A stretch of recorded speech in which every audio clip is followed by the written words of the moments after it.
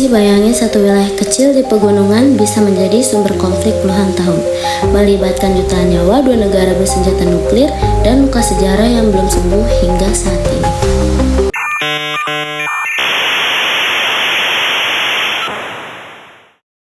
Halo, selamat datang di Two Stream and Space. Gue Rara. Dan gue Aurora. Jadi kali ini kita bakal ngebahas konflik yang paling rumit dan berkepanjangan di kawasan Asia Selatan nih. Konflik apa sih Kak yang akan kita bahas kali ini? Jadi di episode kali ini kita bakal ngebahas konflik sengketa India-Pakistan di wilayah Kashmir.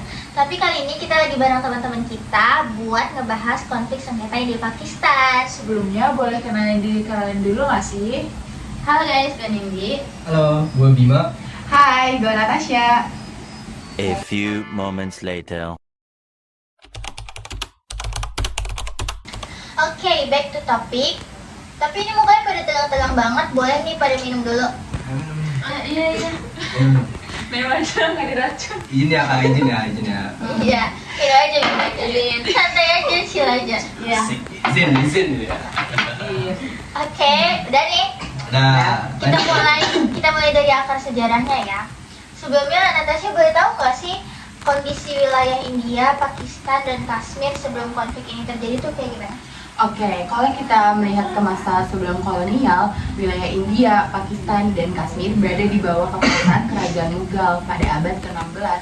Salah satu penguasa paling terkenal yaitu Akbar the Great yang dikenal dengan kebijakan toleransi beragamanya. Pada masa itu, perbedaan agama belum dijadikan sebagai bahan politik. Umat Hindu, Islam, dan pemeluk agama lainnya dapat hidup berdampingan.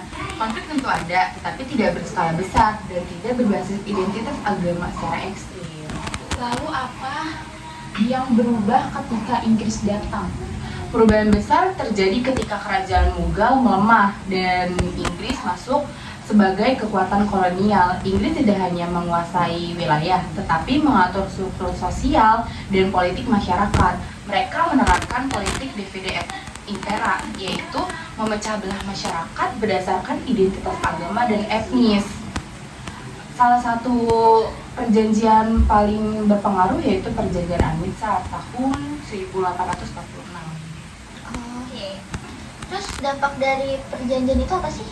Melalui perjanjian ini, Inggris menyerahkan wilayah Kashmir kepada Maharaja Gulab Singh, yaitu penguasa Hindu.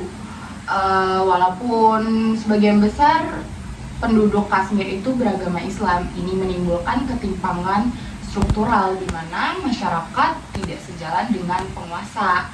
Meskipun keputusan ini tampak administratif, tetapi sebenarnya sangat politis dan akan menjadi bom pada waktu konflik yang efeknya hingga terasa saat ini.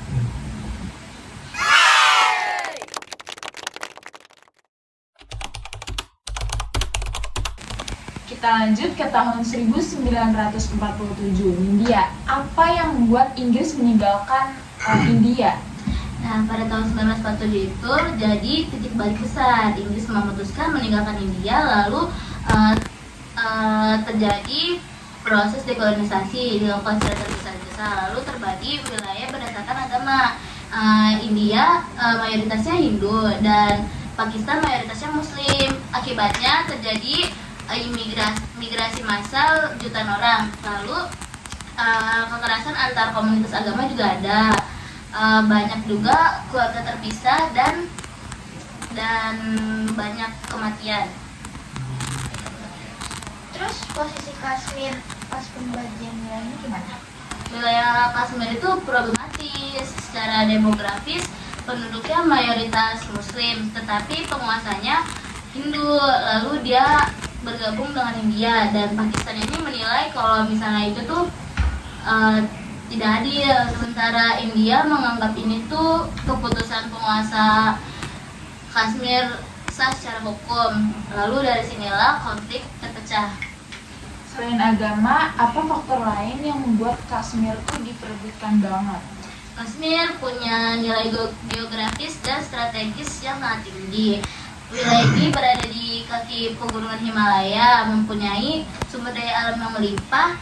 Pegunungan Himalaya kayak sumber daya air dan menjadi jalur strategis. siapapun yang menguasai Kashmir ini memiliki keuntungan besar secara militer, ekonomi, dan politik. Jadi konflik ini tuh sebenarnya jauh dari kata konflik, lebih kompleks daripada sekadar perbedaan agama. Pantes ya Kashmir diperebutkan banget. Ya, Soalnya dia tuh emang daerah yang sangat indah gitu. Iya, kan strategis sampai ada lagunya tuh kan. Aku di pegunungan.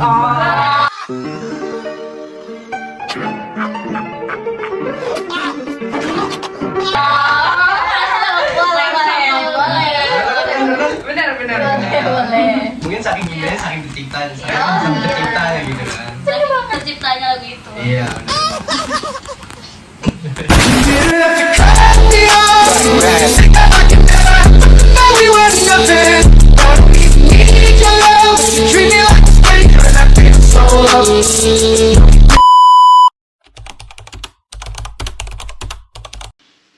Kashmir merupakan wilayah strategis di kaki pegunungan Himalaya, memiliki tanah yang subur, pemandangan indah, sungai-sungai besar, serta potensi sumber daya alam yang melimpah.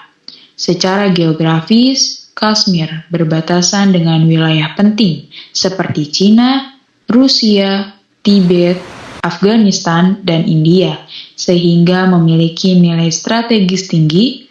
Mayoritas penduduk Kashmir beragama Islam sekitar 85%, namun penguasanya saat itu berasal dari kaum Hindu yang memilih bergabung dengan India. Hal inilah yang memicu ketidakpuasan masyarakat Kashmir dan menjadi awal konflik antara India dan Pakistan.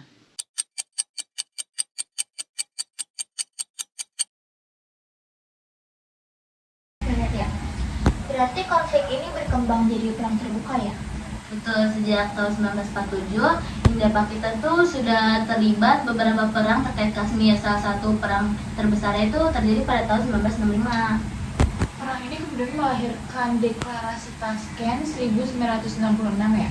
Ya, deklarasi ini berisi kesepakatan untuk menghentikan konflik, menarik pasukan, dan memulihkan hubungan diplomatik. Namun, perjanjian ini lebih bersifat meredam konflik, bukan untuk menyelesaikan masalah. Berarti masalahnya itu belum selesai, baru peredaman. Iya, bersifat Kashmir ini tuh kayak itu menentukan haknya sendiri dan tidak benar-benar dia bahas itu loh. Konfliknya itu tidak benar-benar dibahas, jadi nggak pernah selesai. Oh, iya ya.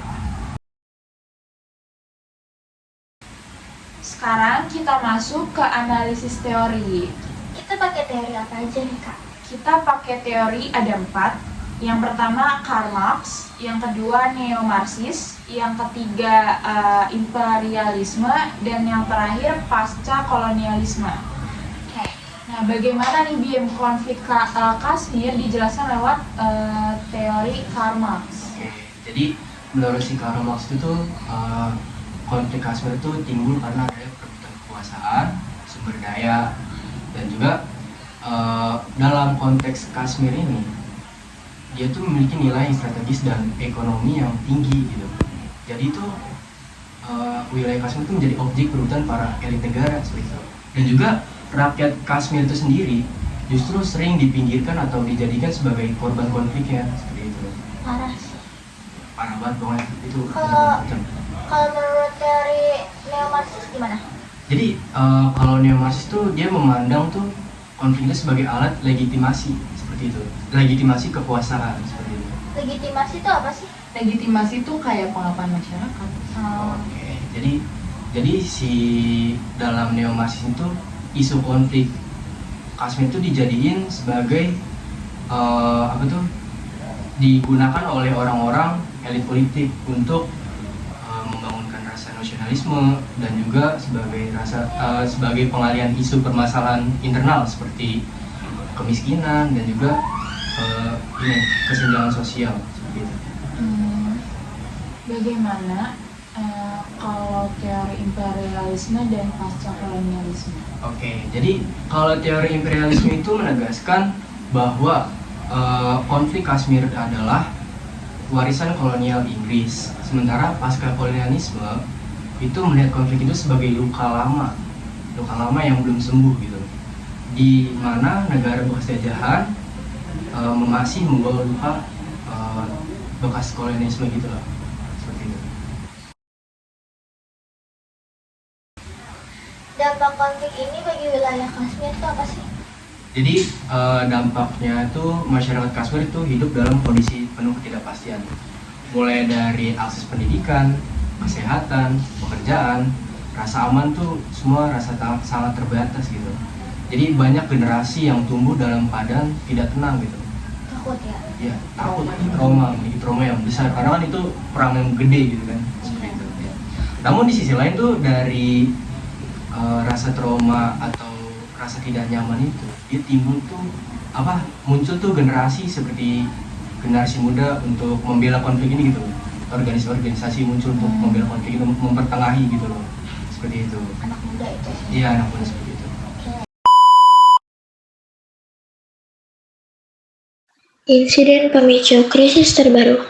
Yang paling baru adalah insiden pada 22 April 2025, ketika sebuah serangan oleh militan di Kashmir menewaskan puluhan warga sipil. Kebanyakan adalah warga India yang sedang berwisata. Kelompok yang mengklaim bertanggung jawab memiliki kaitan dengan militan bersenjata dari wilayah yang dekat perbatasan dengan Pakistan.